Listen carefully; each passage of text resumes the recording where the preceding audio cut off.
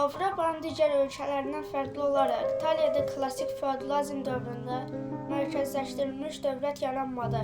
İtaliya siyasi və iqtisadi cəhətdən dağınıq ölkə olaraq qalırdı.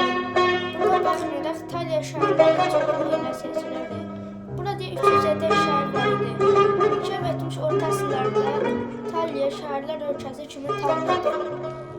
İtaliyada sənətkarlıq və ticarət mərkəzləri olan iri şəhərlər digər Avropa ölkələrinə nisbətən daha tez 9-10-cu yüzilliklərdə meydana gəldi. Şəhərlər bir qayda olaraq çay və dənizlərin yaxınlığında ticarət yollarının kəsişdiyi yerlərdə böyük monastırların və iri feodal qəsrlərinin yaxınlığında, həmçinin qərbi Roma qayalarının harabalıqlarının yerinə salınırdı.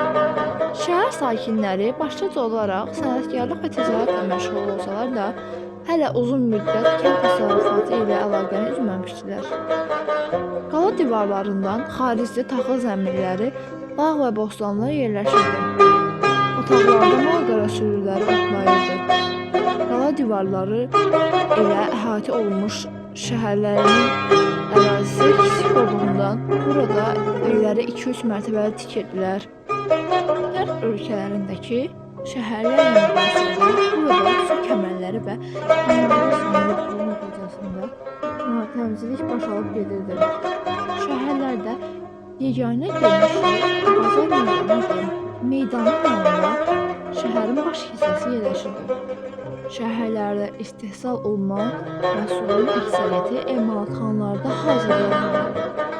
Emalatxana həm də hazır məhsulu satmaq üçün dükan rolunu oynayırdı. Sənətkarlar daha çox satış məqsədli mal əmdə istehsal edirlər. Onlar bu məhsulları şəhərdə fəaliyyət göstərən tacirlərlə yanaşı uzaq yerlərdən gələnlərə də satırdılar. Ticarət şəhərlilərə böyük gəlir gətirici. Əvvəllər şərq və qərb arasındakı ticarət əlaqələrində başlıca yeri Bizans tuturdu. Sonralar Arağı dənizi vəsaiti ilə şərq ölkələri də ticarət Venesiya və Genuya tacirlərinin əlinə keçdi.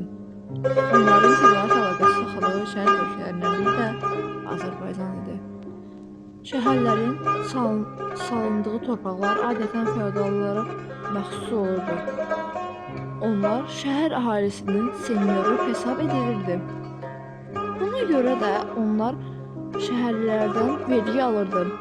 Şəhərlər varlandıqca senyorlar da verginin miqdarını artırırdılar. Şəhərlərin bütün iqtisadi və siyasi həyatı senyorların nəzarəti altında idi. Demək olar ki, bütün Avropa ölkələrində şəhərlilər senyorların zülmündən xilas olmaq üçün mübarizəyə qalxdılar. İtaliyanın bir sıra şəhərləri senyorlara qarşı mübarizəyə qalib gəlib, özünü idarə hüququ aldı.